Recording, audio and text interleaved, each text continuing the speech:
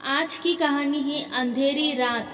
अगर आपने मेरे चैनल को सब्सक्राइब नहीं किया है तो पहले मेरे चैनल को सब्सक्राइब कीजिए ताकि आने वाली वीडियो आपको जल्द मिल जाए। उस रात बिजलियां बहुत कड़कड़ा रही थी, जोर जोर से हवा चल रही थी। थोड़ी देर में बहुत तेज बारिश होने लगी। अंधेरा भी बहुत गहरा छाया हुआ था। मुझे उस दिन की घटना याद आ गई जो कुछ साल पहले मेरे साथ बीती थी, जब एक बार मुझे ऑफिस से आते हुए बहुत देर हो गई थी। बाइक भी रास्ते में बंद हो गई थी। मेरा घर वहाँ से 45 मिनट की दूरी पर था। जोर जोर से हवा चलने लगी। रात भी काफ़ी हो गई थी। फिर हवाओं के साथ जोर से बारिश होने लगी। मैं डर गया, अब क्या करूं? आसपास भी कोई नहीं दिख रहा था जिससे मैं मदद मांग सकूं। फिर भी हिम्मत करके थोड़ा आगे गया। वहाँ एक बड़ा बरगद का पेड़ दिखा। मैं उसके नीचे जाकर खड़ा हो गया, पर मन में डर लग रहा था कि इस वक्त पेड़ के नीचे खड़ा रहना सही नहीं है। मेरे हाथ पैर ठंड की वजह से कांपने लग गए। हाथों की उंगलियों में सिलवटें पड़ गई, पर बारिश का प्रवाह और जोर से बढ़ने लगा। मेरी बाइक भी पीछे ही छूट गई थी। पानी का बहाव इतना तेज था कि मैं उसे हाथ में पकड़कर ना ला सका।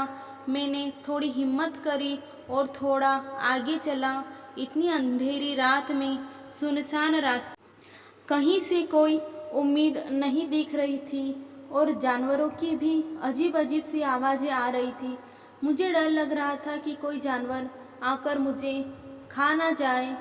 फिर हिम्मत के साथ कदम बढ़ाते गया। फिर मुझे एक झोपड़ी दिखी। मैंने उस झोपड़ी का दरवाज़ा खटखटाया। धीरे से झोपड़ी का दरवाज़ा खुला। सामने एक बूढ़ी अम्मा थी।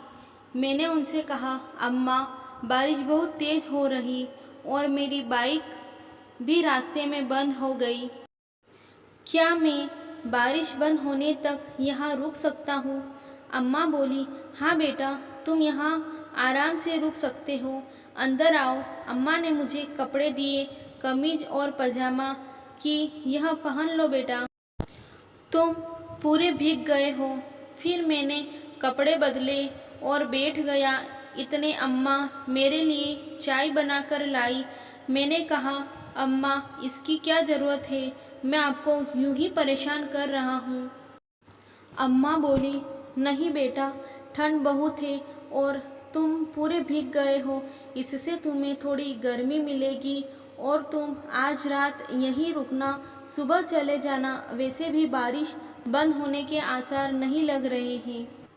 मैंने चाय पी और अम्मा बोली, यहीं चारपाई पर लेट जाओ। मैं लेट गया। थकान के कारण मुझे नींद आ गई।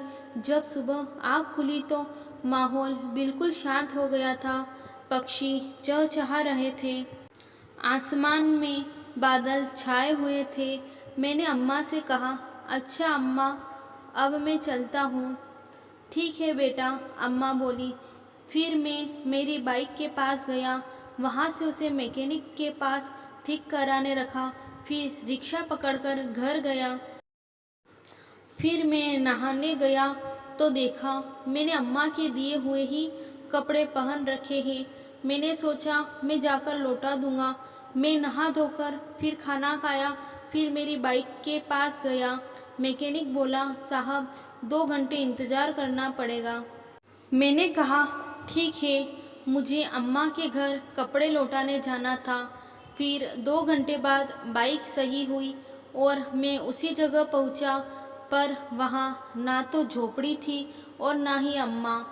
मैंने आसपास सभी जगह ढूंढा, लेकिन मुझे वहाँ झोपड़ी नहीं दिखी। वह रहस्य आज तक मेरी आंखों में आता है। आखिर क्या हुआ था उस रात? मुझे बचाने आया वह कौन थी? वह अम्मा, क्या स्वयं भगवान ही आए थे मुझे बचाने? मैं आज तक कभी उस जगह जाता हूँ, पर मुझे कुछ नहीं दिखता वहाँ। जब भी मैं उस रात के बारे में सोचता हूँ तो बहुत सारे सवाल मन में उठते हैं। प्लीज़ मेरे चैनल को लाइक, शेयर एंड सब्सक्राइब कीजिए।